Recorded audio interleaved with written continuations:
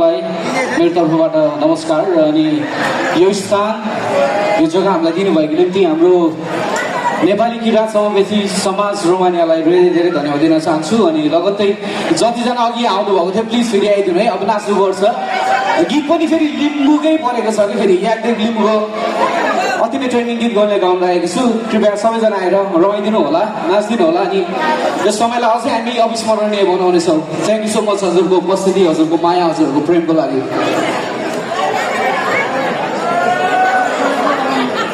यो गीतको hook step कसलाई गर्न आउँछ अगाडि आएर गरौँ ल, टिकटक पनि बनाउनुपर्छ।